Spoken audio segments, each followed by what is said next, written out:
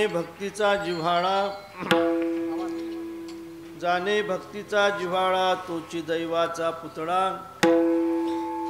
आणिक नये माझे मना, हो का पंडित शहाणा. नामरूपी जळले चित्त, नामरूपी जळले चित्त, त्याचा दास मी अंकित. आणिक नये माझे मना, हो का पंडित शहाणा. तुका म्हणे नवविध, तुका म्हणे नवविध, भक्ती जाणे तोची शुद्ध. आणिक नये माझे मना, हो का पंडित शहाणा. विठाला विठाला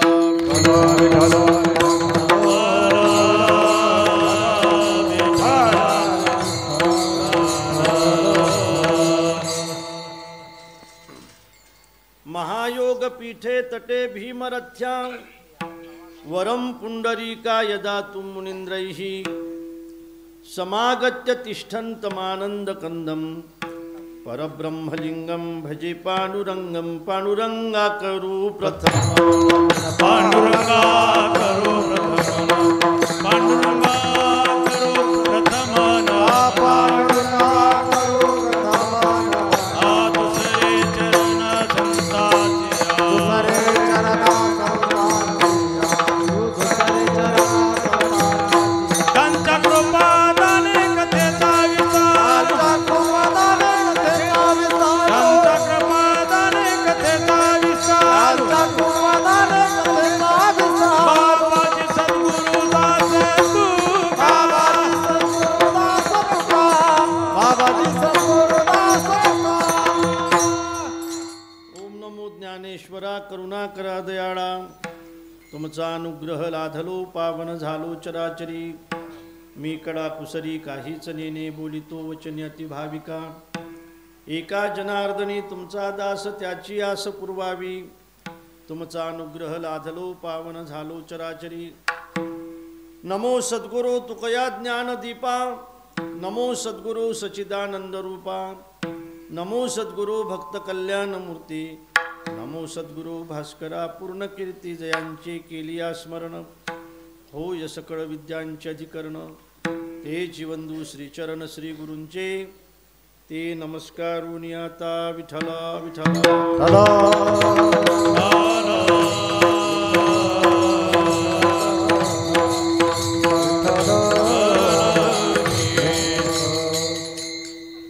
जाणे भक्तीचा जिव्हाळा, तोची दैवाचा पुतळा. आणिक नये माझी मना, हो का पंडित शहाणा.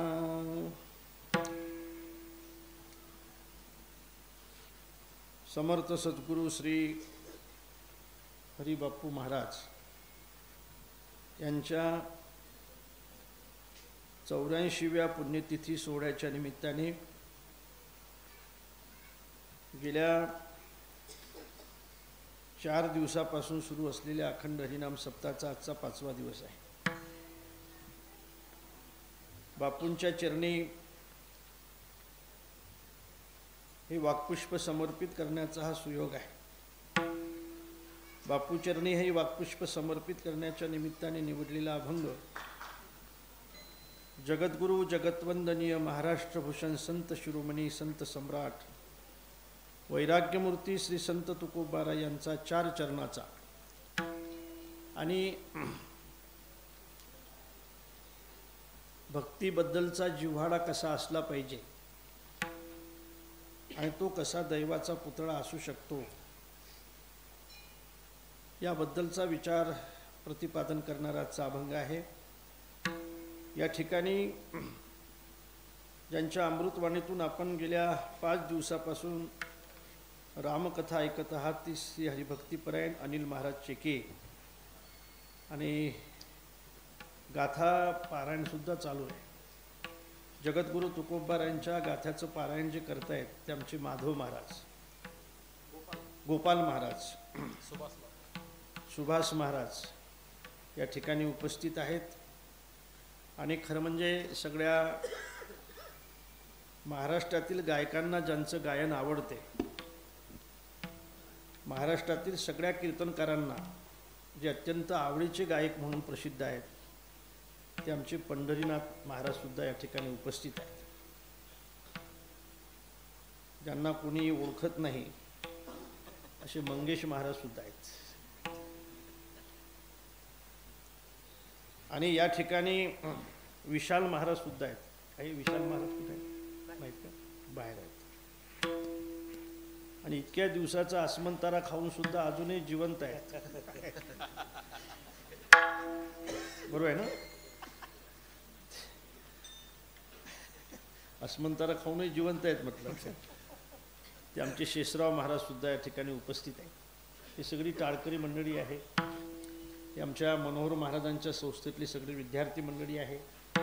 बाबूराव महाराज आहेत, आमचे रामभाऊ महाराज आहेत. आपण सगळे अत्यंत बहुश्रुत श्रोते आहात. प्रभूचरणी महाराजांच्या चरणी हे वाक्पुष्प समर्पित करण्याचा हा सुयोग आहे. आणि हे वाक्पुष्प प्रभूचरणी समर्पित करण्याच्या निमित्ताने निवडलेला अभंग जगद्गुरु तुकोबा यांचा आहे. विठ्ठल विठ्ठल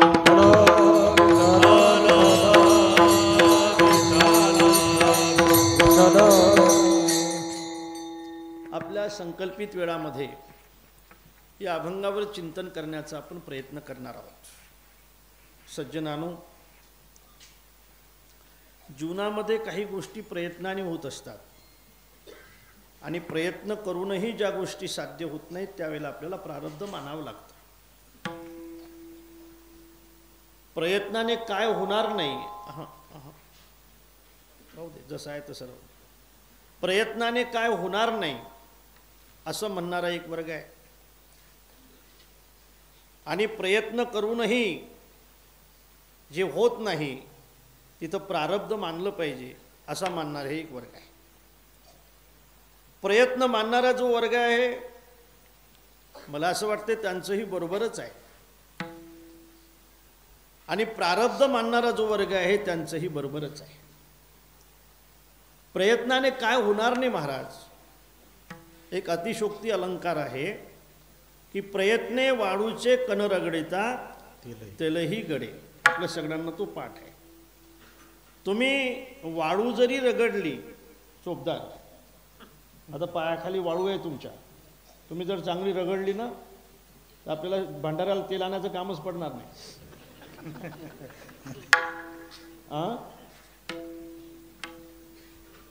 इकडे नाहीत का चोपदार? तुम्ही सुद्धा वाळू आहे ना खाली, वाळू तुमच्या पायाखाली आहे ना, वाळू आहे ना, त्याशी थोडी रगडा, त्याच्यातून तेल येईल. तेल तेल येईल ना, तेल ऐकू येत नाही वाटते. बरं थांबा.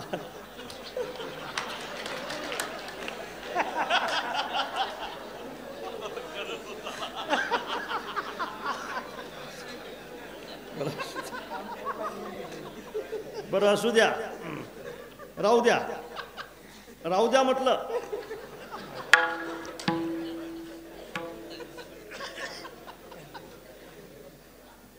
प्रयत्ने वाळूचे कण रगडिता तेलही गडे. हा अलंकार आहे, पण हा अतिशोक्ती अलंकार जरी असला जरी कष्ट करणाऱ्या माणसासाठी हा अत्यंत महत्त्वाचा आहे. जो माणूस कष्ट करत असेल, जो माणूस प्रयत्न करत असेल त्यांनी प्रयत्न केले पाहिजेत. प्रयत्नाने काय होणार नाही, प्रयत्नाने काय होणार नाही. महाराज असं म्हणतात, अरे एखादं दगडाचं मंदिर असू द्या, त्याच्या शिसवतून तयार केलेलं मंदिर असू द्या, पण त्या मंदिरावर सुद्धा बऱ्याचदा तुम्हाला एखादं पिंपळाचं झाड दिसते, हिरवगार झाड दिसते. मला वाटतं पिंपळाचा जो हिरवेपणा आहे तो पाण्याचाच आहे ना. हिरवेपणा जो प्राप्त होतो झाडाला तो पाण्यापासूनच प्राप्त होतो ना. मग पाण्याशिवाय जर हिरवेपणा नसेल आणि ते झाड जर मंदिरावरचं हिरवं असेल तर समजून चाला याच्या मुळ्या कुठंतरी पाण्यापर्यंत पोहोचलेल्या आहेत. अरे पिंपळाच्या अत्यंत कवळ्या मुळ्या जर प्रयत्नाने प्रयत्नाने प्रयत्नाने दगड फोडून जर पाण्यापर्यंत पोहोचत होत असतील तर ज्या माणसाने प्रयत्न केले त्या माणसाच्या जीवनामध्ये काय अशक्य असेल. ओले मूळ मूळ भेदी खडकाचे अंग ओले मूळ भेदी खडकाचे अंग अभ्यासाचे सांग कार्यसिद्धी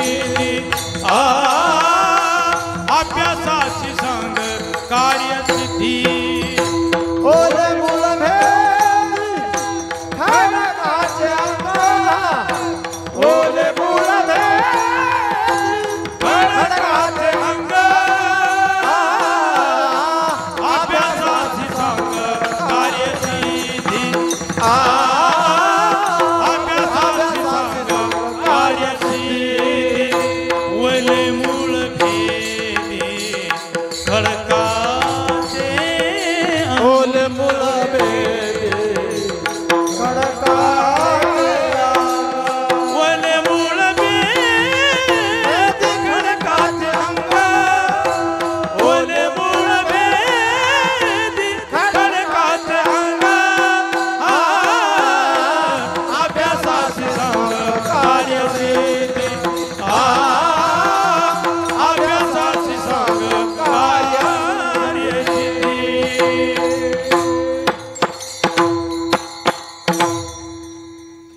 अभ्यासाने काय होणार नाही. माऊली असं म्हणतात, अभ्यासाचे निबडे एकागती अंतराळे व्याघ्र सर्प प्रांजळे केले एकी. पुढे ऐका, विषकी आहारी पडे समुद्री पायवाट जोडे एकी वाक ब्रह्म थोकडे अभ्यास केले. म्हणून अभ्यासाशी काही आणि सर्वता दुष्कर नाही. हो, अभ्यासाला काय अशक्य आहे महाराज. हो, मला अनुचित मानत नका जाऊ. तंबाखू आहे का?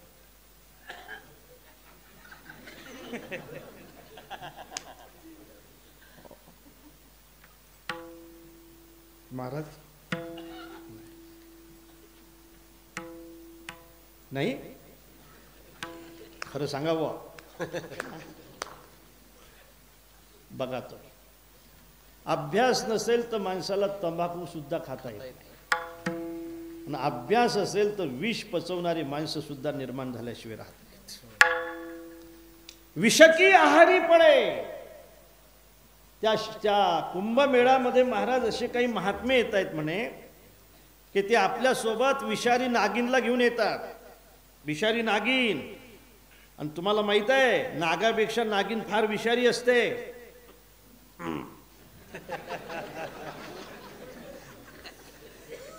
आहे ना महाराज? हो नाही सांगत जा, मला यातलं काही माहित नाही. तुम्ही सांगत जा काही गोष्टी. त्या नागिनला असं डिवसल्या जाते. डिवसल्यानंतर तिला गरम केल्या जाते. तिला भयंकर राग आणला जातो. राग आणून जिभेला तिला चावून घेतल्या जाते. अभ्यास केला तर माणूस कुठेही जाऊ शकतो. प्रयत्न केला तर माणूस कुठेही जाऊ शकतो. अभ्यास सेवनी विष पचे अभ्यास सेवनी विष पचे अभ्यास सेवनी विष पडे अभ्यास सेवनी विष पडे तोरा कापे चिरा पडीला काचनी अभ्यास सेवनी विष पचे अभ्यास सेवनी विष पचे तोरा कापे चिरा पडीला काचनी अभ्यास विष पडे अभ्यास सेवनी विष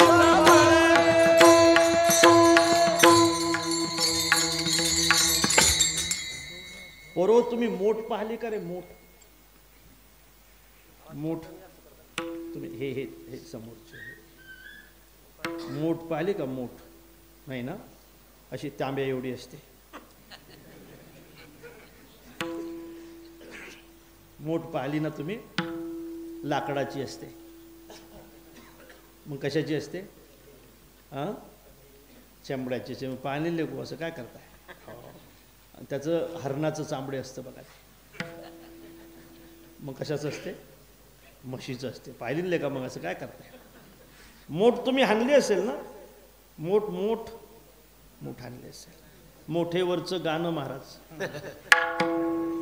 नाही का तुमच्या पाठ नाही. मोठेवरचं गाणं प्रसिद्ध होतं. यांना माहीत असेल शेषराव महाराजांना मोठेवरचं गाणं. हो. अर्थात अभ्यासाने काय होणार नाही यासाठी जगद्गुरु तुकोबाराय उदाहरण देत आहेत. पहिले पिंपळाचं उदाहरण दिलं. महाराजांनी जे प्रमाण म्हटलं त्यातलं हे उदाहरण आहे की त्या मोठेला एक नाळा असतो, नाळा की जो वरून खाली येतो, आणि त्या मोठेला खालचा एक पदर असतो, त्याला काय म्हणतायत? संदूर. काय सौंदर, सौंदर आमच्या सुंदूर काय सौंदर म्हणतायत. आणि तो त्या गोट्याला असा घासत येतो, बरोबर आहे, गोट्याला घासत येतो. त्या सुंदराला तुम्ही किती इकडे टाका आणखी तिथंच येतो तो, असं किती इकडे टाका तुम्ही आणखी तिथंच येतो तो. त्याला किती आपण इकडे तिथंच येतो तो.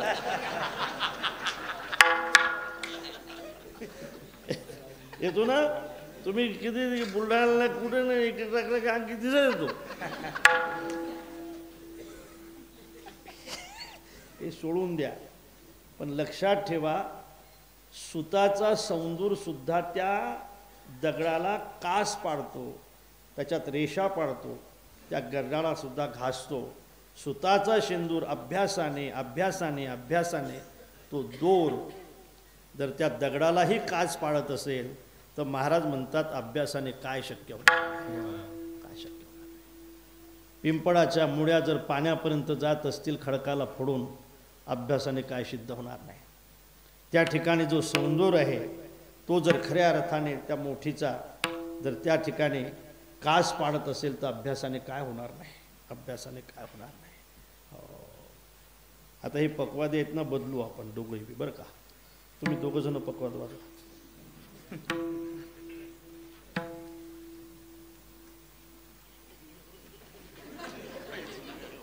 वाजवता का?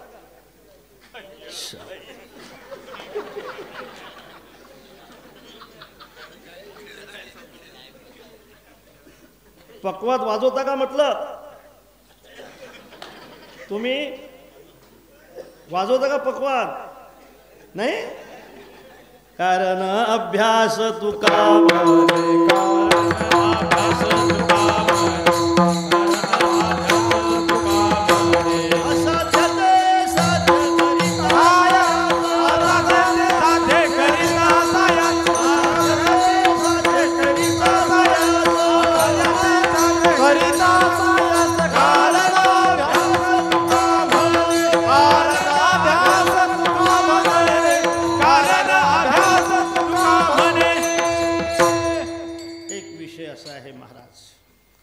अभ्यासाने काय होणार नाही, प्रयत्नाने काय होणार नाही. माणसाने प्रयत्न केले पाहिजेत. गीतेमध्ये सुद्धा असं म्हटलंय, अभ्यासेन तू कौंतेय. अर्जुना तू अभ्यास कर, तू अभ्यास कर, ह्या सगळ्या गोष्टी तुला प्राप्त होतील. प्रयत्न कर, ह्या सगळ्या गोष्टी तुला प्राप्त होतील. आता पुढे चला. एक विषय मांडलाय आपण, आता प्रारब्धाकडे जाऊ आपण. प्रयत्न करणारे काही माणसं असे आहेत, बुद्धिवादी असे आहेत की ते प्रारब्ध मानत नाहीत. पण प्रारब्ध मानावंच लागतं महाराज. प्रारब्ध मानल्याशिवाय आपल्याला जीवनाची संगतीच लावता येत नाही. बघा, आपल्या कार्याची संगतीच प्रारब्ध मानल्याशिवाय आपल्याला लावता येत नाही. पहा, एक लक्षात ठेवा पोरो. असा कोण आहे या जगातला माणूस की ज्याला श्रीमंत होण्याची इच्छा नाही? सगळ्यांना श्रीमंत होण्याची इच्छा असून सुद्धा सगळे श्रीमंत नाही. याचं कारण सगळ्यांना श्रीमंत होण्याचं प्रारब्ध सगळ्यांच्या पदरी नाही. असा कोण आहे या जगातला की ज्याला असं वाटतं की आपण रोगी नसावं म्हणून निरोगी असावं? पण बऱ्याचदा असा एकही माणूस मला वाटते आताच्या काळात असा नाही की ज्याला काही रोग नाही. निरोगी माणूस दिसणंसुद्धा अशक्य आहे महाराज. हा रोग आवडत नसला तरी होतो, याचं कारण प्रारब्धच आहे. गरिबी आवडत नसली तरी येते, याचं कारणसुद्धा प्रारब्धच आहे. याचं कारणही प्रारब्ध आहे. माऊली म्हणतायत ना महाराज, का रोग का ही रोगिया, आवडी दारिद्र्य दरिद्रिया, परिभोगनेची बडिया, अदृष्टे जेणे. इच्छा नसताना सुद्धा जर गरिबी पदरामध्ये पडत असेल ना, पाहू आपण अनेक लक्षाधीश होते गावामध्ये आणि भागामध्ये, आज भिक्षाधीश झाले, प्रारब्ध आहे. अनेक भिक्षाधीश होते, आज लक्षाधीश झाले. प्रारब्ध आहे. अन्नमान धन हे तो प्रारब्धा अधीन, हे तो प्रारब्धा अधीन, हे तो प्रारब्धा अधीन. हो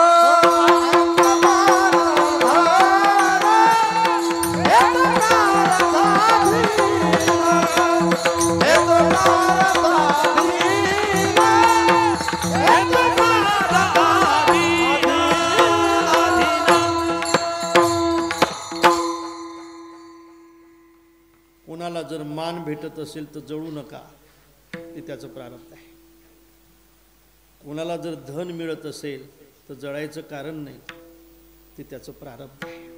प्रारब्ध आहे. खूप अभ्यास केला बिचाराने काही लोकांनी, ज्ञानेश्वरी पाठ केली, पण अजूनही गाथा पारायणच करावं लागतंय. प्रारब्ध आहे. काही नाही, काहीच पाठ केलं नाही. प्रारब्ध. फक्त प्रमाणच पाठ केले. प्रमाणच पाठ केले. सगळी ज्ञानेश्वरी पाठ केली, पण प्रारब्ध आहे. काही नाही, काहीच पाठ केलं नाही, नाही का? फक्त एकच पाठ केलं, पण प्रारब्ध आहे. हे प्रारब्धाने भेटत असते, जळायचं कारण नाही. नलगे रुसावे अनिक बहुता, नलगे रुसावे अनिक बहुता, आपुल्या संस्कृता वाचनीया, आपुल्या संस्कृता वाचनीया. लगे रुसावे आणि लगे रुसावे आणि बहुता आपुल्या संता वाचनीया, आपुल्या संस्कृता वाचनीया.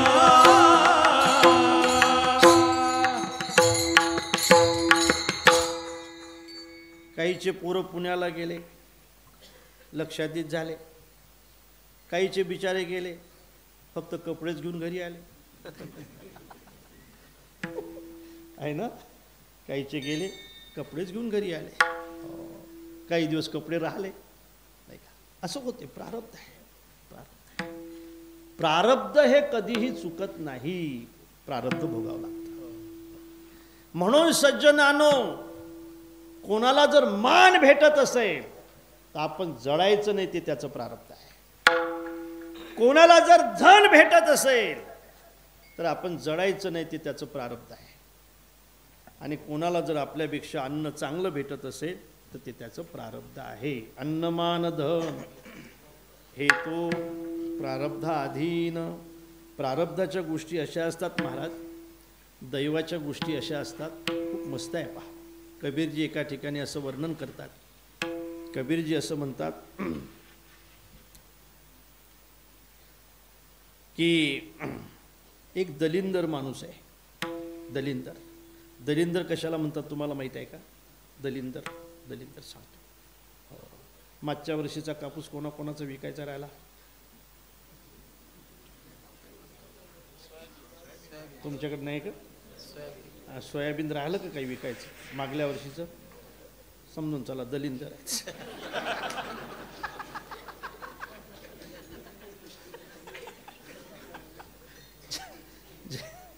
ज्यांनी मागच्या वर्षीचा कापूस ठेवला असेल, ज्यांनी सोयाबीन ठेवलं असेल, समजून चला हे कोण आहेत? दलिंदर आहेत. भाग्यवान असते तर कापूसाचे भाव वाढले असते, सोयाबीनचे भाव वाढले असते. महाराज तुमचा काही आहे का सोयाबीन? आहे ना, मग दलिंदर आहे.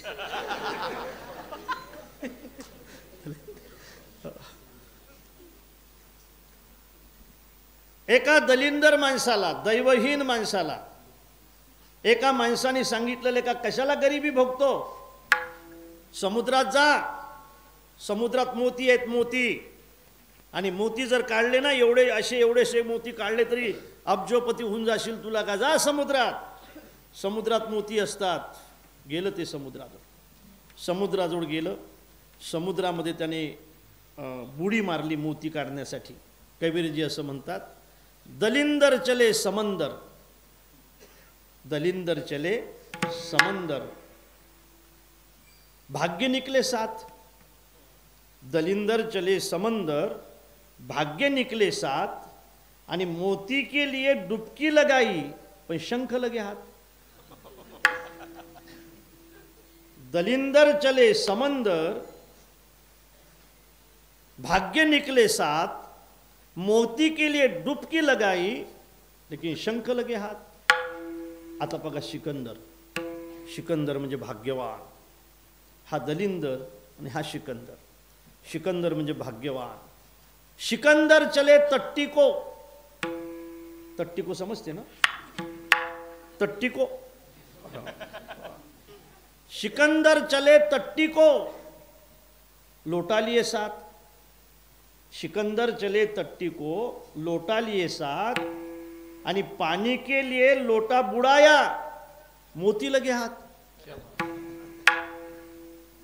अन्न मान धन हे तो प्रारब्धाधीन, हे तो प्रारब्धाधीन, हे तो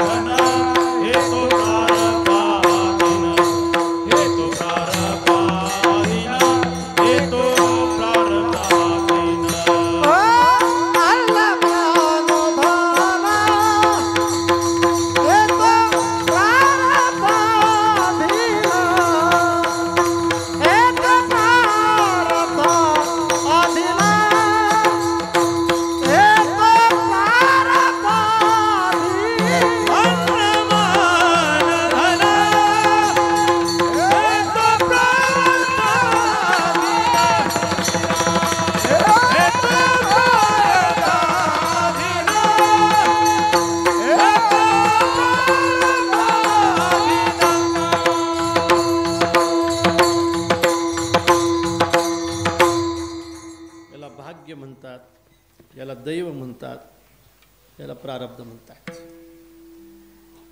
रामायणामध्ये अनेक संवाद आहेत. रामायणामध्ये शिवजीचा आणि पार्वतीचा संवाद आहे. याज्ञवल्क्य आणि भरद्वाजजीचा संवाद आहे. रामायणामध्ये शूर्पणखा आणि लक्ष्मणाचा संवाद आहे. रामायणामध्ये शूर्पणखा आणि रामप्रभूचा संवाद आहे. रामायणामध्ये रावणाचा आणि शूर्पणखेचा संवाद आहे. तुम्ही वाचा, फार सुंदर आहे. शूर्पणखेचं नाक ज्यावेळेला कापल्या जातं आणि शूर्पणखा ज्यावेळेला रावणाच्या सभेमध्ये जाते आणि जोरजोराने आरोड्या करते, त्यावेळेला रावण विचारतो की तुझी ही गती केली कोणी. त्यावेळेला शूर्पणखा असं म्हणते की लेका रावणा, विषय संघाने संन्याशी, वाईट विचाराने राज्य आणि दारू पिण्याने लाज राहत नसते लेका रावणा.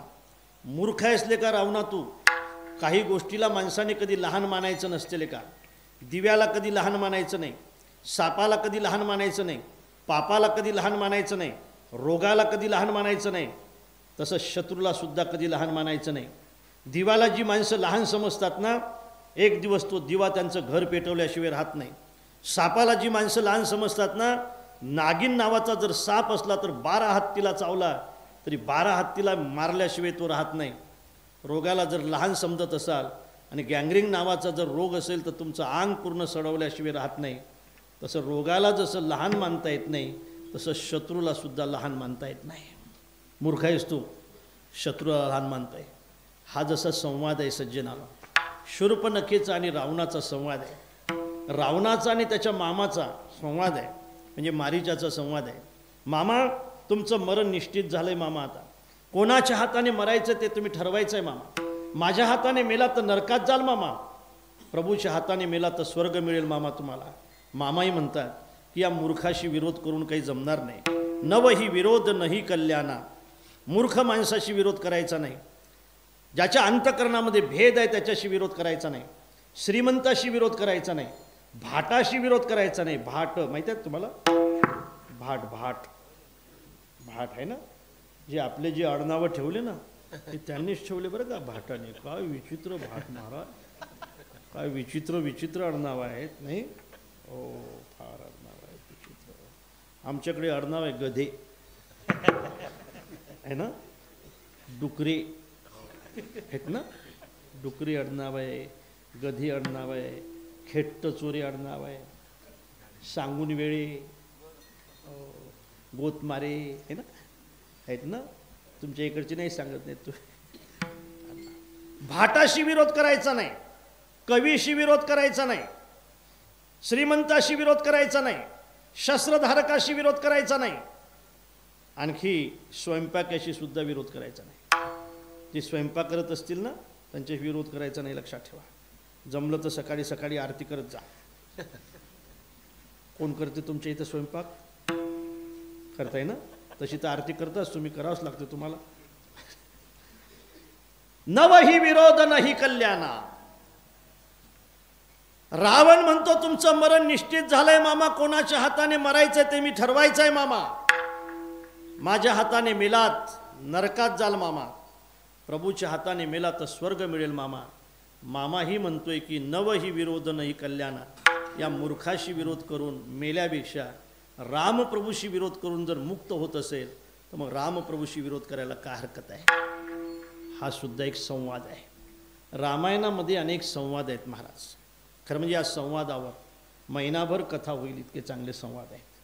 त्या संवादापैकी रामप्रभूचा आणि रावणाचा सुद्धा संवाद आहे, रावणाचा आणि विभीषणाचा सुद्धा संवाद आहे, मंडोदरीचा आणि रावणाचा सुद्धा संवाद आहे.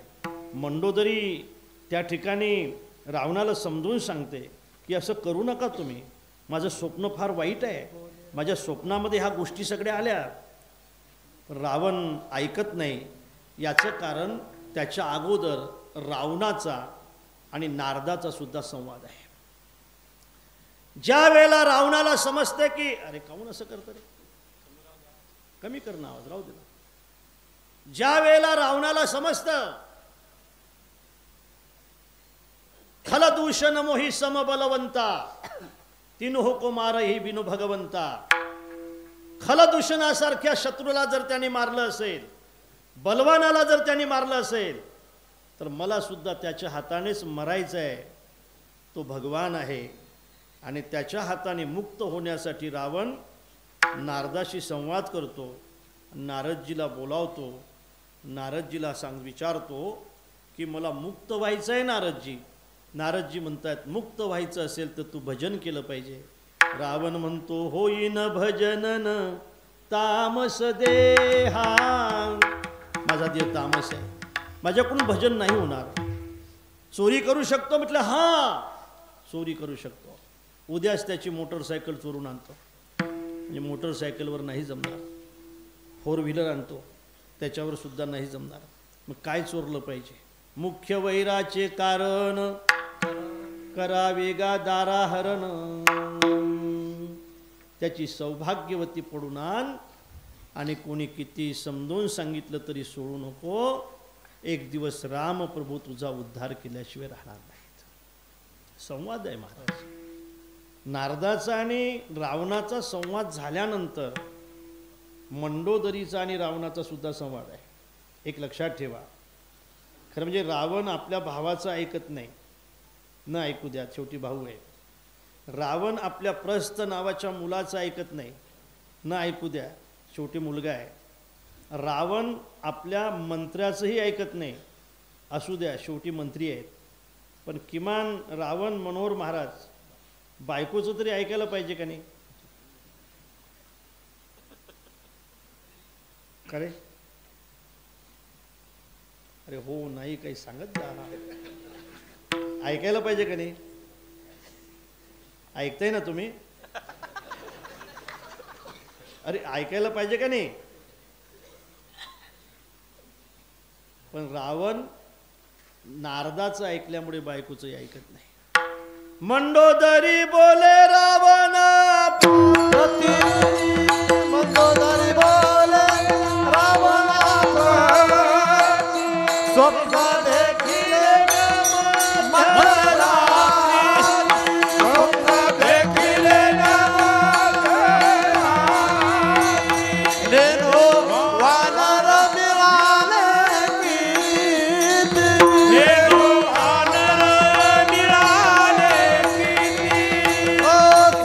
सागर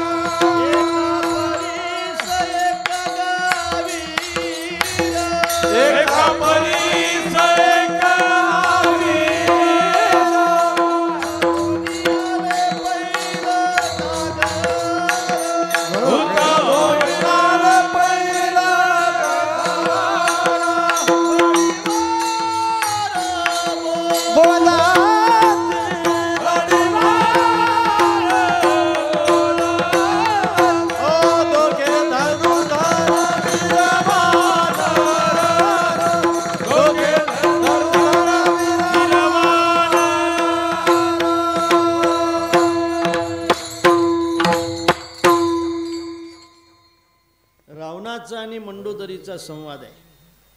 मंडोदरीच्या मधलं सुद्धा रावण ऐकत नाही. एक लक्षात ठेवा, तसा रामप्रभूचा आणि लक्ष्मणाचा सुद्धा संवाद आहे. इथं थांबायचा आहे आता. संवाद असा आहे की रामप्रभूला ज्यावेळेला वनवास निश्चित होतो, रामप्रभूचा वनवास निश्चित झाला असं लक्ष्मणाला समजते.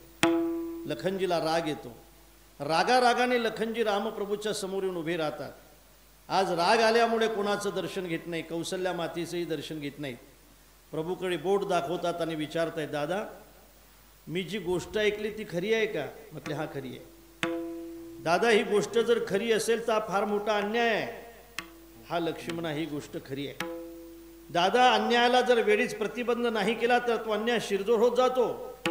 तो घरातला अन्याय असो, गावातला असो, तालुक्यातला असो वा देशातला असो, अन्यायाला जर वेळीच प्रतिबंध नाही केला तर तो अन्याय 500 वर्ष आपल्याला सहन करावा लागतो.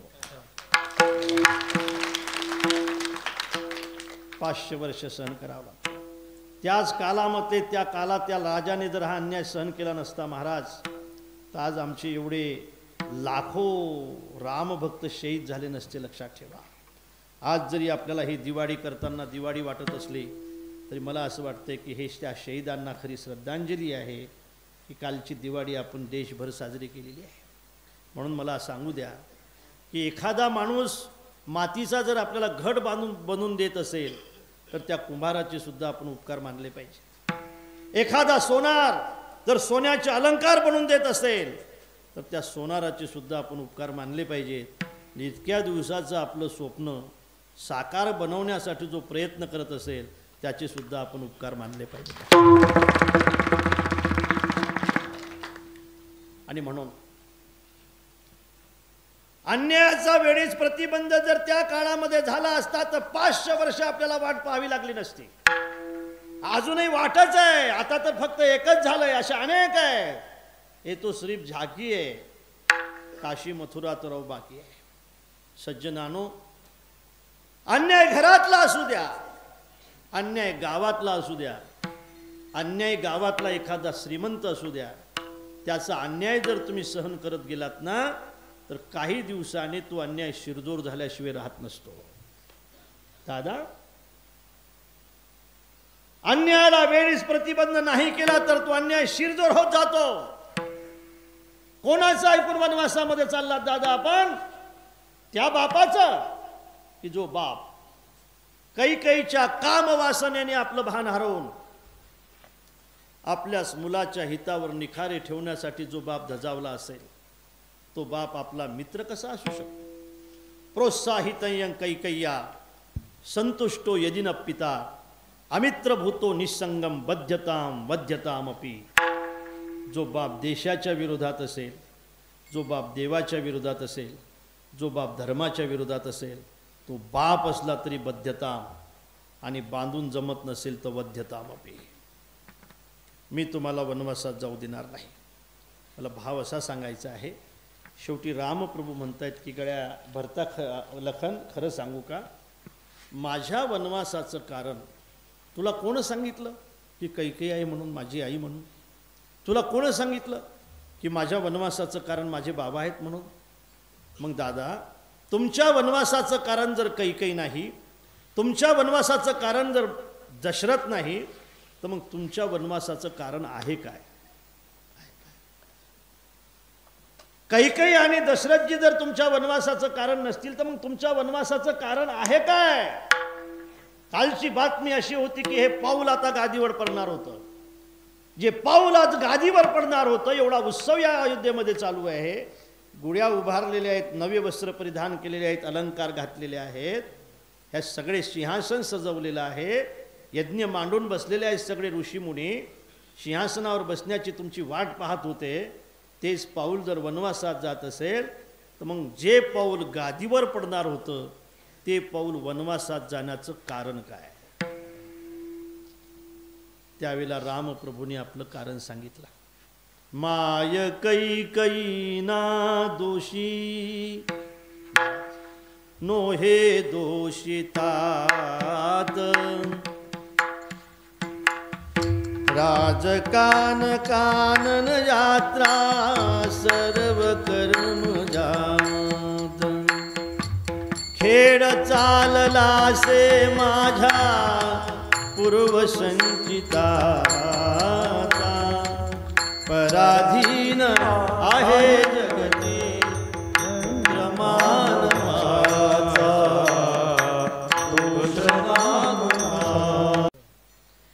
दैव ही महत्वाचं आहे आणि प्रयत्नही महत्वाचे आहेत. विठ्ठल विठ्ठल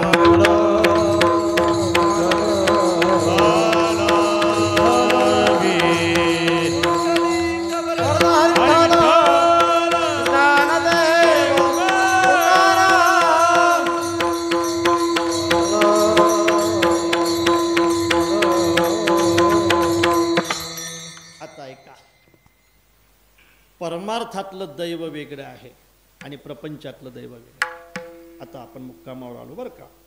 संकल्पित वेळामध्ये आपल्याला थांबायचं आहे. प्रपंचात दैववान कोणाला म्हणतायत? आयाची ज्याला श्रीमंती प्राप्त होत असेल त्याला दैववान म्हणतायत. एखाद्या वेळेला काहीही कारण नसताना पद प्राप्त होत असेल त्याला भाग्यवान म्हणतायत. काहीही कारण नसताना, काही खिशात अजिबात हात घातला नाही बिचाऱ्याने पण आमदार झाला, भाग्यवान म्हणताय. एखाद्या वेळेला अचानक एखादं पद जर घर चालत आलं असेल तर त्याला भाग्यवान म्हणताय, नाही का. एखादा मुलगा जर खूप चांगल्या नोकरीवर लागला असेल तर त्याला दैववान आणि भाग्यवान म्हणतात. पण या ठिकाणी प्रपंचामध्ये ज्याला भाग्य समजतात त्याला परमार्थामध्ये भाग्य समजत नाही. भाग्य भक्ती भाग्य तरी नो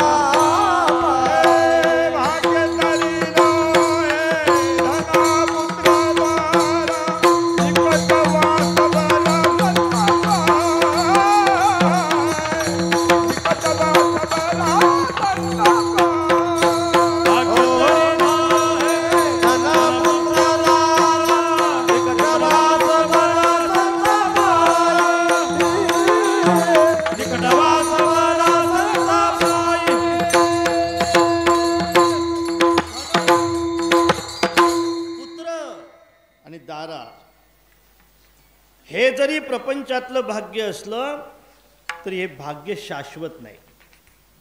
का शाश्वत आहे? अनेक धनवान माणसं पाहिले आपण कुठे आहेत. रावणाची लंका पाहिली आपण कुठे आहे.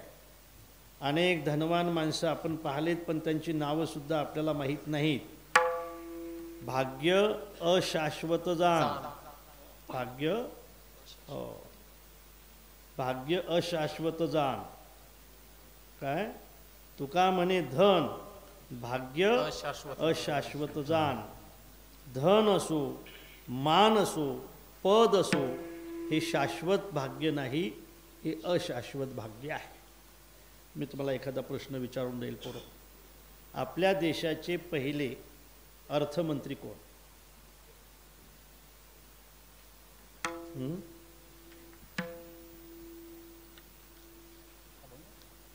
नाही नव्हतेच का? नाव माहीत नाही? किती वर्ष झाले? 75 वर्ष झाले. अर्थमंत्र्याचं नाव माहीत नाही तुम्हाला. आपल्या देशाचे पहिले रेल्वे मंत्री कोण?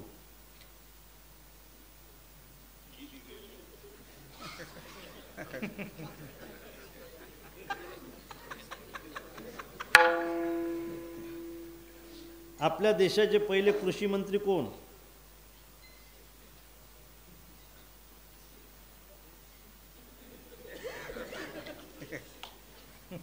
उद्धार गेले का?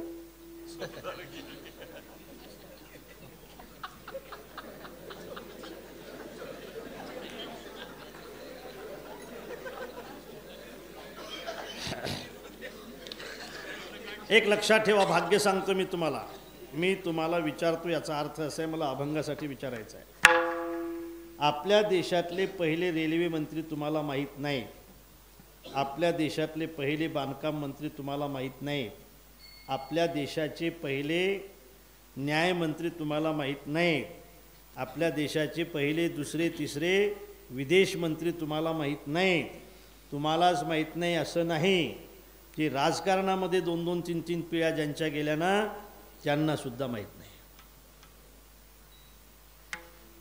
माहीत कोणालाच नाही. मला सुद्धा तुम्ही एखादं नाव खोटं सांगितलं असतं तरी मी हो म्हटलंच, कारण मलाही माहीत नाही.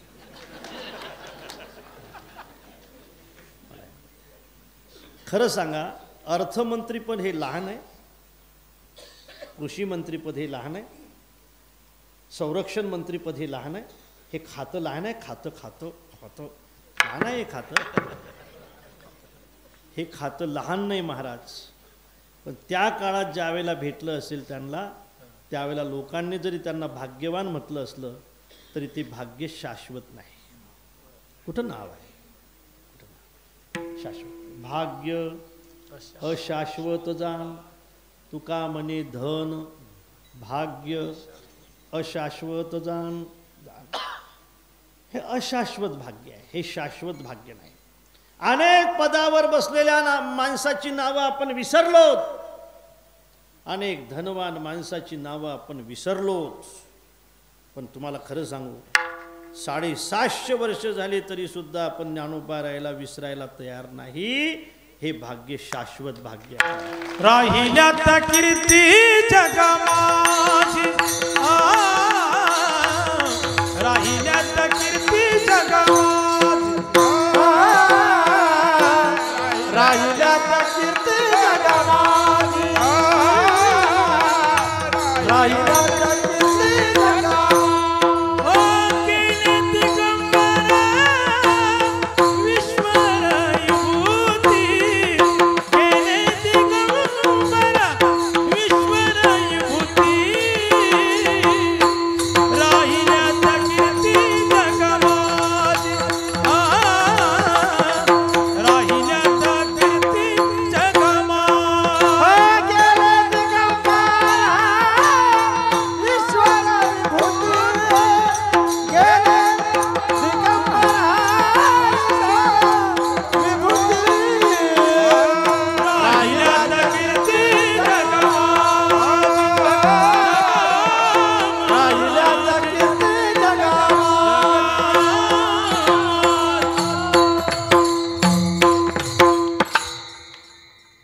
तुमच्या लक्षात आलं ना, शाश्वत भाग्य आणि अशाश्वत भाग्य लक्षात आलंय ना तुमच्या?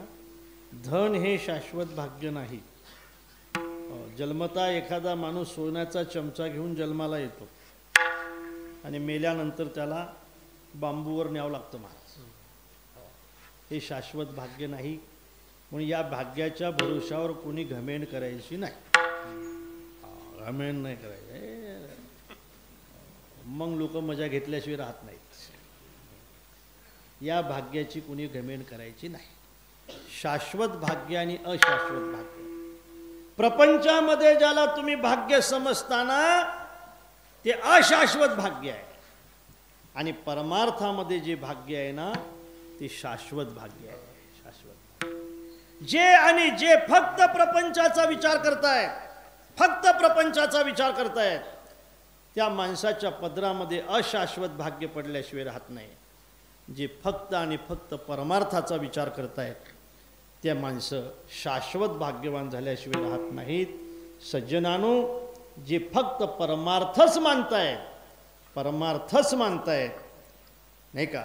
असं आहे पहा, सांगून जातो मनोहर महाराज की एक प्रपंचातला वर्ग असा आहे की जो फक्त प्रपंचच मानतो, परमार्थ मानत नाही. फक्त प्रपंच, फक्त प्रपंच, फक्त प्रपंच, फक्त प्रपंच, हे पिशाळलेल्या कुत्र्याची जात आहे. प्रपंचही नाही आणि परमार्थही नाही. प्रपंचही नाही आणि परमार्थही नाही. हे गिधाडाची जात आहे. खाली नाही वर नाही, मधात. थोडा प्रपंचही आहे, नाही जास्त प्रपंचही आहे पण थोडा परमार्थही आहे. जास्त प्रपंच आहे पण थोडा परमार्थही आहे.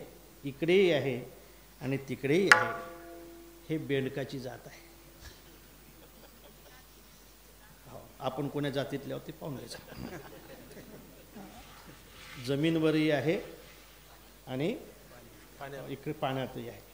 पाण्यात काही अडचण आली समजा की जमीनवर येते, जमीनवर काही अडचण आली की पाण्यात जातं. बेंडूक.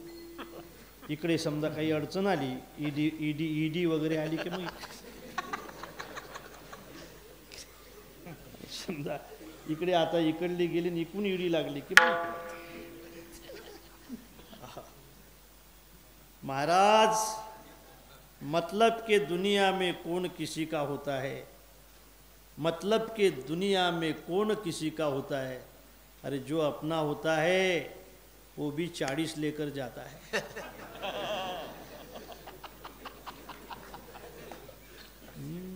तुम्हाला समजलं का?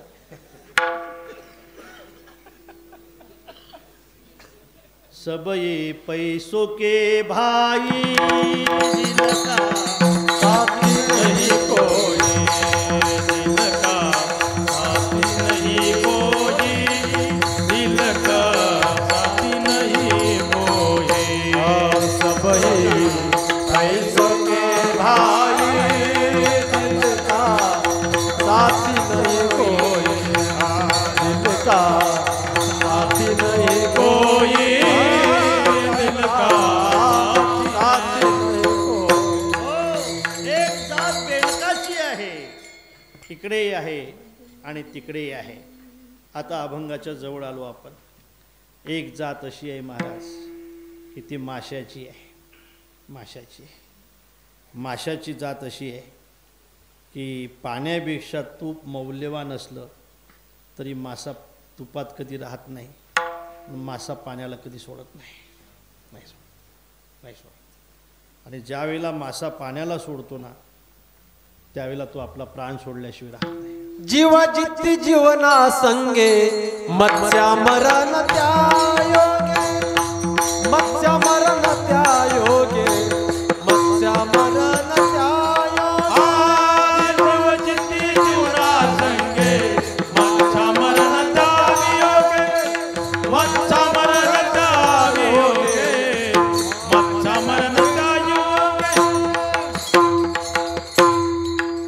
तो किती मौल्यवान असू द्या, मासा कधी पाण्याला सोडत नाही महाराज. आपण सगळे वारकरी आहोत, आपण सगळे बापूंना मानणारे आहोत. एक लक्षात ठेवा, आपण वारकरी आहोत. मी असं म्हणेल की माशाने जसं पाणी नाही सोडलं पाहिजे तसं वारकऱ्याने सुद्धा वारकरी संप्रदाय कधी नाही सोडला पाहिजे. अनेक संप्रदाय या महाराष्ट्रामध्ये येत आहेत, पांघरून घेऊन येत आहेत. आपल्याला असं वाटते आपलेच आहेत, पण त्या ठिकाणी आपले राम नाहीत, त्या ठिकाणी आपले कृष्ण नाहीत, त्या ठिकाणी आपले कोणी नाही. ते संप्रदाय आपले कसे असतील महाराज? काही संप्रदायाचं असं म्हणतात, ओम शांती, ओम शांती, ओम शांती, असं वाटते आपलेच आहेत. पण तिथं गेल्यानंतर समजते की म्हणतात कुंकू लावू नका, बांगड्या घालू नका, नाही का. पातळ नेसायचं असेल तर पांढरच नेसा. समजून चला की आजपासून मेल आहे असं समजा. तुमच्या लक्षात आलं ना? लक्षात आलं ना? ओम शांती नाही. हे जरी आपलं, तुम्हाला माहीत आहे का, हिंदुस्तान लिव्हर म्हणून कंपनी, ईस्ट इंडिया कंपनी, असं वाटलं इंडियातलीच आहे, पण ती इंडियातली नव्हती. तिनंच सगळं आपला इंडिया ताब्यात घेतला आहे. तसं आपली नावं घेऊन ही संप्रदाय जे पुढे येत आहेत ते आपले नाहीत. मासा जसा पाण्याला सोडत नाही तसं वारकऱ्याने सुद्धा वारकरी संप्रदाय कधी सोडायचा नाही. लक्षात ठेवा. असं सांगत होतो महाराज, मंगेश महाराज. मी मुंबईला एक बिचारी आमची महिला उभी राहिली, जरा सुशिक्षित होती. सुशिक्षित बिचारी एकदम पॉवरफुल होती. ती म्हटली, महाराज माझा प्रश्न आहे तुम्हाला. म्हटलं काय प्रश्न आहे? या संप्रदायाबद्दल तुम्ही जे बोलताय तुमच्या वारकरी संप्रदायाबद्दल याबद्दल बोलायला आमची हरकत नाही. म्हटलं मग ताई, पण तुम्ही दुसऱ्या संप्रदायाबद्दल जे म्हणताय ते जाऊ नका, ते सांगण्याचा तुम्हाला अधिकार नाही. म्हटलं का नाही? अरे म्हणे सगळे संप्रदाय सारखेच आहेत. सगळे संप्रदाय जर सारखेच आहेत तर मग कोण्याही संप्रदायात जायला काय हरकत आहे? मी पहिले वारकरी होती, आता इकडे चालली, आता आम्ही तिकडे बैठकला जातो नाही का. मग सगळे संप्रदाय जर सारखेच आहेत तर मग कोण्याही संप्रदायात जायला काय हरकत आहे? म्हटलं ताई, मग सगळे संप्रदाय जर सारखेच आहेत तर मग वारकरी संप्रदायातच राहायला काय हरकत आहे? बरोबर आहे ना? सगळे संप्रदाय जर सारखे आहेत तर मग वारकरीच राहा ना बाई. असं काय करतं? पाण्याला का सोडते? मासा जसा पाण्याला सोडत नाही त्या पाण्याच्या ठिकाणी त्याचा जिव्हाळा आहे महाराज. पाण्याच्या ठिकाणी माशाचा इतका जिव्हाळा आहे की माऊलीला लिहावं लागतंय महाराज. पाणी हुनी बहुवे तुपी गुणकी राहे परी मीना काय होय असने तेथ किंवा जिव्हाळा तेथ. पाण्यापेक्षा तूप मौल्यवान असलं तरी सुद्धा मासा त्या ठिकाणी राहू शकत नाही. माशाला त्या ठिकाणी जिव्हाळा नाही. प्रपंच कितीही मोठा असू द्या, प्रपंचातलं वैभव किती मोठं असू द्या, पण ज्यांना भक्तीशिवाय दुसरा जिव्हाळा नाही, ज्यांना भक्ती हा ज्याच्या जीवनाचा जिव्हाळा आहे, ते कोण आहे? जाने भक्तीचा जिव्हाळा,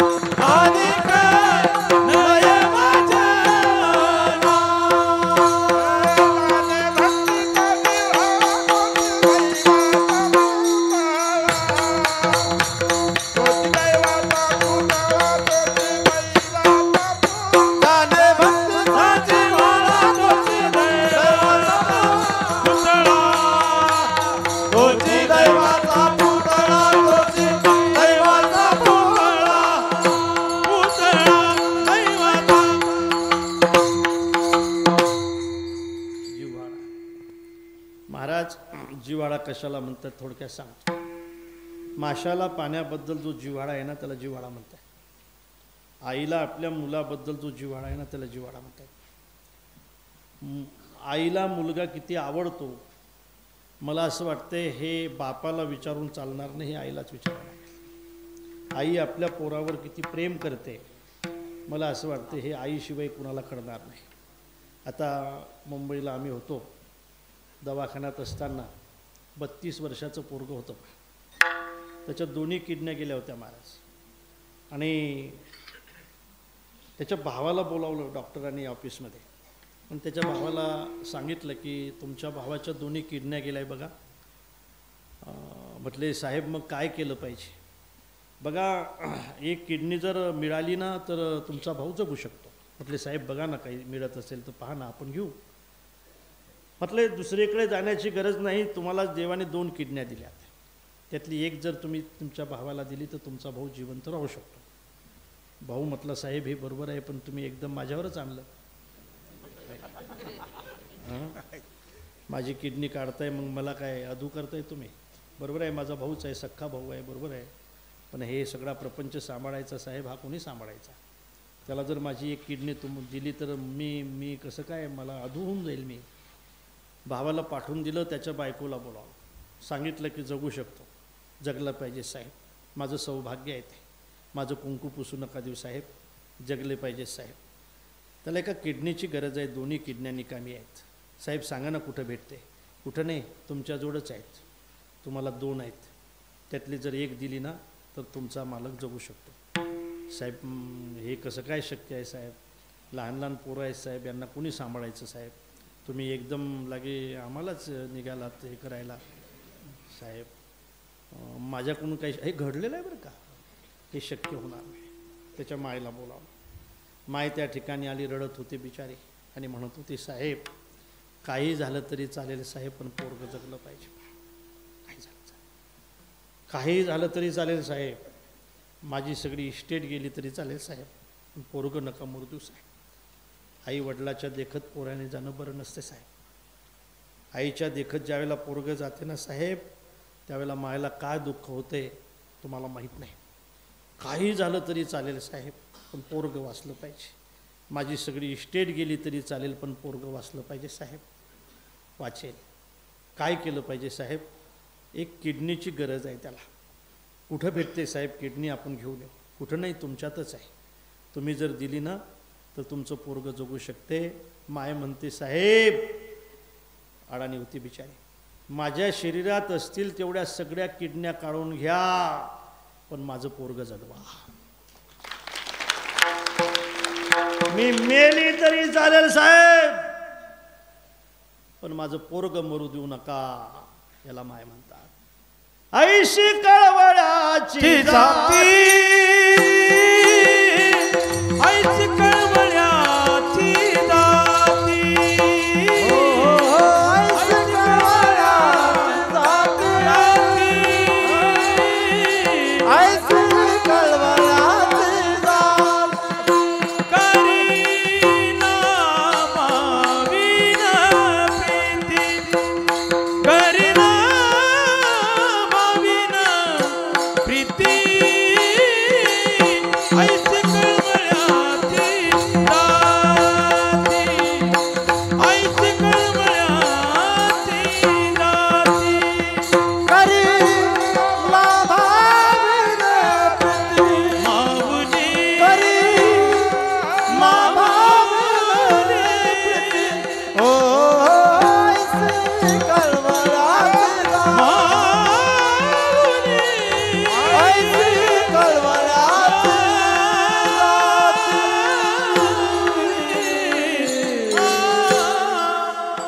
पोरगं कसं असू द्या महाराज, ते लुडं असू द्या, ते पांगडं असू द्या, नाही का, त्याची लाड गळत असू द्या, ते दोन्ही पायाने गेलेले असू द्या, बिचारी माय दुबडी असू द्या, तिचं वजन जास्त असू द्या पोराचं तिच्या वजनापेक्षा, तरीसुद्धा ते पोरगं त्या माईच्या काखेत भेटते महाराज. तसेच बाळ अनर्गळ, नाही का, जीवापडीचं बाळ, आपल्या प्राणापेक्षा सुद्धा जी आपल्या मुलावर प्रेम करते ना तिला आई म्हणतात गड्या. प्राणापेक्षाही लहानपणी जर पोरावर माय प्रेम करत असेल तर माय म्हातारी झाल्यानंतरसुद्धा मुलाने तिच्यावर प्रेम केलं पाहिजे. परतफेड करण्याची संधी ज्या पोराच्या जीवनामध्ये भेटत असेल तो पोरगा भाग्यवान आहे, लक्षात ठेवा. ज्याच्या जीवनामध्ये परतफेड करण्याची संधी नाही ना त्याचं दुर्भाग्य आहे. त्याचे मायबाप म्हातारे असतील ते भाग्यवान आहेत. लहान असतो लेका त्यावेळेला नख लावलं तरी मेलो असतो आपण, काय केलं आहे मा तू माझ्यासाठी, असं म्हणणाऱ्या पोरांनी विचार केला पाहिजे, काय नाही केलं लेका तुझ्यासाठी. लहानपणी जर तुला नख लावलं असतं ना असं तुझ्या नरडीला मेला असता, तुला जगवलं, याच्यापेक्षा दुसरं काय करायला पाहिजे महाराज. मला जिव्हाळा सांगायचा आहे, मायचा आपल्या मुलाबद्दल जितका जिव्हाळा असतो ना तितका भक्तीबद्दल असला पाहिजे महाराज, तितका भक्तीबद्दल असला पाहिजे. एक ते दोघायचं नाही का, ते आहे एक बिचारा भिकारी भाऊ आहे, एक करोडपती आहे, सख्खे भाऊ आहेत. तो करोडपती भाऊ आपल्या भिकारी भावाला म्हणतो, अरे देख मेरे पास दौलत है, मेरे पास गाड़ियाँ है, मेरे पास बंगला है, मेरे पास ये सब संपत्ति है, तेरे पास क्या है. तो भाऊ म्हणतो, तेरे पास बंगला है, तेरे पास गाड़ियाँ है, तेरे पास दौलत है, लेकिन मेरे पास माँ है।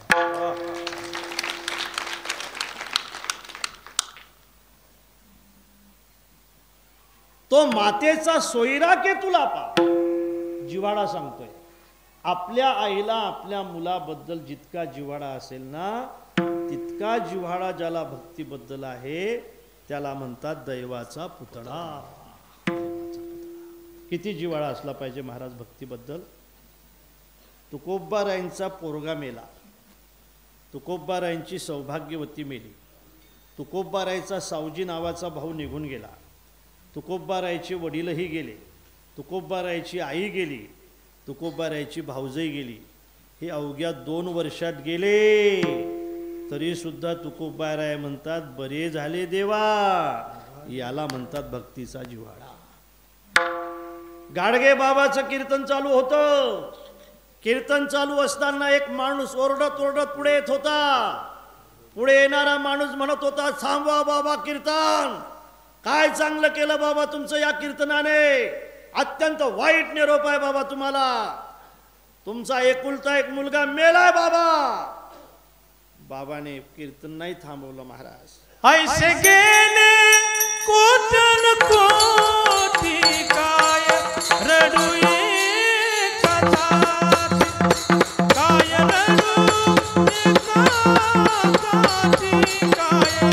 रडू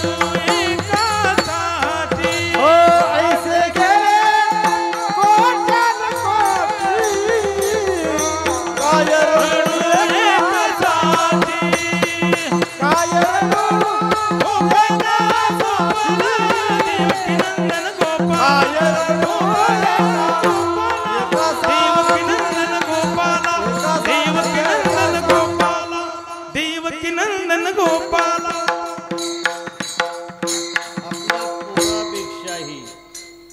जे कीर्तनावर प्रेम करतात त्याला म्हणतात भक्तीचा जिव्हाळा।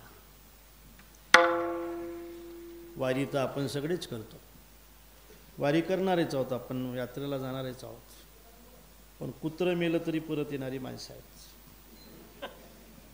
काही काही बहादर तर दिंडीत जातात आणि घरून फोन येतो, तिकडे गेलाय तुम्ही, मेले पण म्हैस दूध देत नाही ना, आलं घरी, म्हैस दूध देत नाही, चाललं घरी। असे आपण वारकरी आहोत।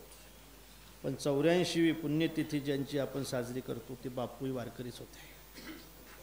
बापू पताक घेऊन वारीला निघाले होते, दूर गेले होते, एकटाच पोरगा होता, असंच ना, आणि पोरगा गेलाय महाराज, पोरगा पोरगा म्हणताय त्याला, पोरगा पोरगा पोरगा गेल्यानंतर दमने घेऊन काही लोक बापूला बोलावण्यासाठी गेले। बापूला थांबवलं, बापूला निरोप सांगितला की पोरगा गेलाय, तुम्ही परत आलं पाहिजे। म्हणे गेलाय ना, आता मी थोडी जिवंत करणार आहे, माझी वारी आहे, वारी कशाला जाऊ देता, पोरासाठी वारी कशाला चुकवू देता। सज्जनानो, याला म्हणतात भक्तीचा जिव्हाळा। जाने भक्तीचा जिव्हाळा तोची देवाचा पुतळा,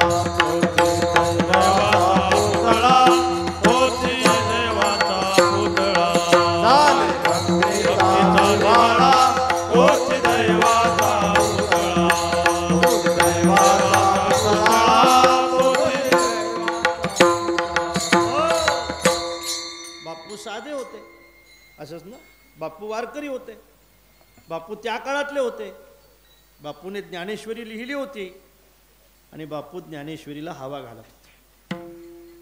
आपण तर अंधश्रद्धा मानली असती ना, आपल्यासारखे काही सुशिक्षित त्या काळात असते तर काय हो महाराज, ज्ञानेश्वरीला गरमी होऊ नये म्हणून हवा घालत होते, ज्ञानेश्वरी गाथ्याकडे पाहत होते, सारखे त्यांचे डोळे पाजरत होते। मला असं वाटतं की त्यांचे डोळे पाजरू शकतात की ज्याच्या अंतकरणामध्ये भक्तीबद्दलचा पाजर असेल, भक्तीबद्दलचा जिव्हाळा असेल। महाराज, भक्तीचा जिव्हाळा म्हणजे असं कसंही नसते। भक्तीचा जिव्हाळा म्हणजे आपण कीर्तन करतो म्हणजे भक्ती फार मानतो असं नसते। सज्जनानो, या संतांजोड जो होता तो भक्तीबद्दलचा जिव्हाळा होता, म्हणून जाणे भक्तीचा जिव्हाळा, तो दैववान नाही, तोची दैवाचा पुतळा। ते दैवाचे पुतळे आहेत, आणि यापेक्षा कोणी पंडित असेल, कोणी शहाणा पंडित असेल नाही का, शहाणा पंडित, ते माझ्या मनाला येणार नाही. हो का पंडित शहाणा आणि कनये माझे मना. हो का पंडित शहाणा.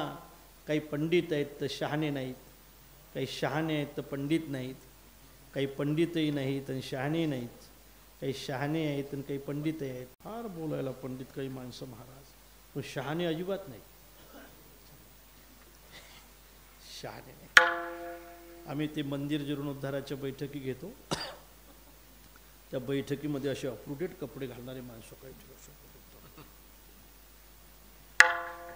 बोलायला पंडित, पण वर्गणी काहीच नाही. आम्ही त्यांच्याकडे पाहून बोलतो की काय पंडित माणसं आहेत, पाठीमागची शिव्या देतात आम्हाला, हेच तर खराब आहेत म्हणे. हो का पंडित शहाणा. शास्त्र जाणणारा जो असेल तो पंडित आणि व्यवहार जाणणारा असेल तो शहाणा. काही व्यवहार जाणतात पण शास्त्र जाणत नाहीत, काही शास्त्र जाणतात पण व्यवहार जाणत नाहीत, काही शास्त्रही जाणत नाहीत आणि व्यवहारही जाणत नाहीत, काही शास्त्रही जाणतात म्हणजे पंडित आणि व्यवहारही जाणतात म्हणजे शहाणे. तो पंडित असू द्या वा शहाणा असू द्या, तो जर भगवत भक्त नसेल, त्याच्या अंतकरणामध्ये जर भक्तीबद्दलचा जिव्हाळा नसेल, तर तो माझ्या मनात कधी येणार नाही. हो का पंडित शहाणा. नामरूपी जडले चित्त. ज्याचं चित्त भगवंताच्या नामामध्ये आणि भगवंताच्या रूपामध्ये जडलेलं असेल, त्याचा दास मी अंकित आणि कनये माझे मना. हो का पंडित शहाणा. विठोबार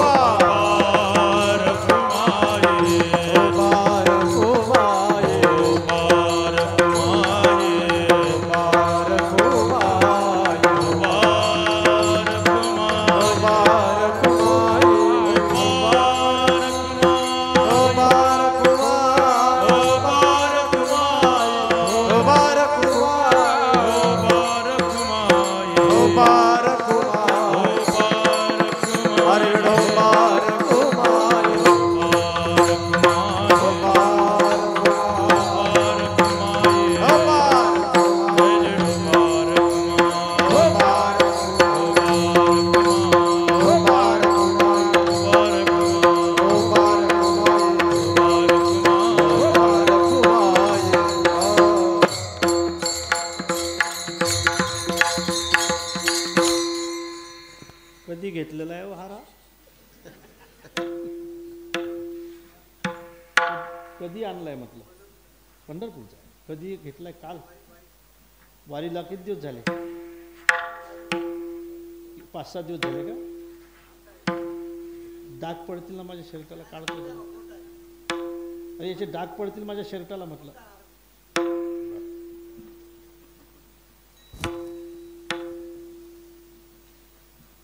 विनेकराच्या गळ्यात घाला.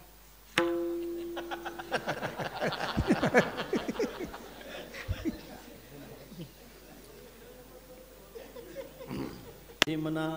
हो का पंडित शहाणा.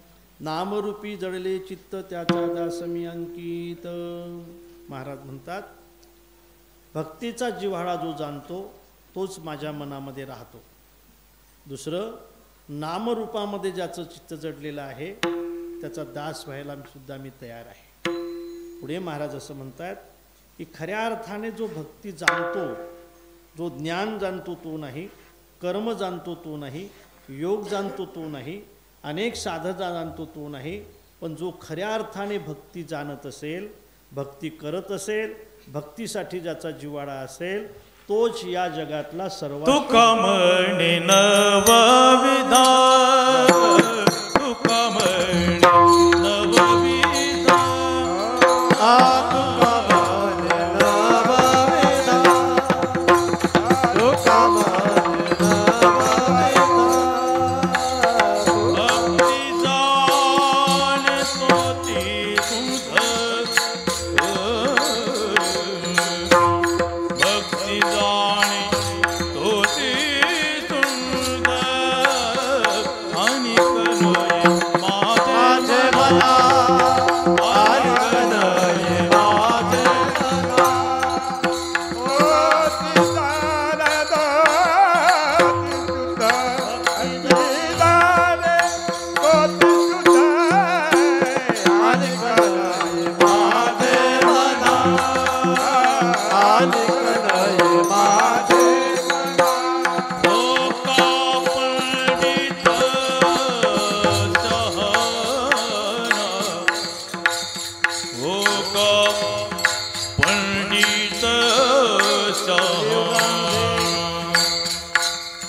अनेक साधना तर आहेतच, पण कलियुगातली अत्यंत प्रधान साधना जर कोणती असेल तर ती भगवंताची भक्ती आहे. म्हणून महाराज एका ठिकाणी असं म्हणतायत, माऊली माझी या भक्तीवी जळोदयाचे जी आले पण अगा पृथ्वीवरी पाषाण नसती काही. मी असं म्हणेल की ज्याने भगवत भक्ती करण्यासाठी आपल्याला हे शरीर दिलं असेल त्याची भगवत भक्ती तर आपण केली पाहिजे, प्रेमाने त्याचं भजन केलं पाहिजे, त्याचे उपकार आपण मानले पाहिजे. अरे नथ घेणाऱ्याचे जर तुम्ही उपकार मानत असाल तर नाक देणाऱ्याचे सुद्धा तुम्ही उपकार मानले पाहिजेत. आणि नाक देणाऱ्याचे उपकार, इंद्रिय देणाऱ्याचे उपकार जर तुम्ही मानत नसाल ब्रह्मराक्षस व्हावं लागेल तुम्हाला. आणि म्हणून तुम्ही आपल्या जीवनामध्ये बापूने जेवढा परमार्थ केला तेवढा जरी आपल्या जीवनामध्ये होत नसला तरी मला असं वाटते कोण्या तरी जन्मामध्ये बापू इतका परमार्थ आपल्या जीवनामध्ये घडावा अशी ज्याची इच्छा असेल ना त्याने त्या मार्गाने मार्गस्थ असणं सुद्धा महत्वाचं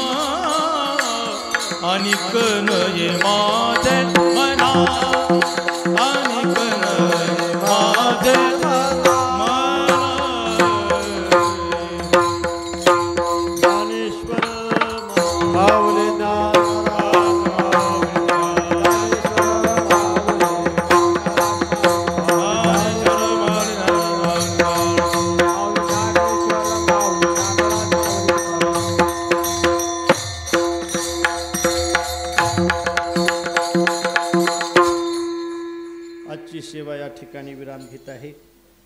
बापूच्या चरणी प्रार्थना आहे की बापू आपण आपल्या जीवनामध्ये जो परमार्थ केला, आपलं संबंध जीवन या संप्रदायासाठी आपण समर्पित केलं. आमची विनंती आहे, आमची प्रार्थना आहे, मनापासून आहे, आम्हाला या जीवनामध्ये अखंड या वारकरी संप्रदायाची सेवा घडू द्या. त्या सेवेची संधी आम्हाला द्या. शेवटचा रक्ताचा थेंब असेपर्यंत शुद्ध वारकरी संप्रदायाची सेवा आमच्या जीवनामध्ये घडावी ही शुभकामना, ही शुभ इच्छा, ही सद्वासना प्रभूचरणी बापूंच्या चरणी समर्पित करतो. आपल्या सगळ्यांना मनापासून एकदा धन्यवाद देतो.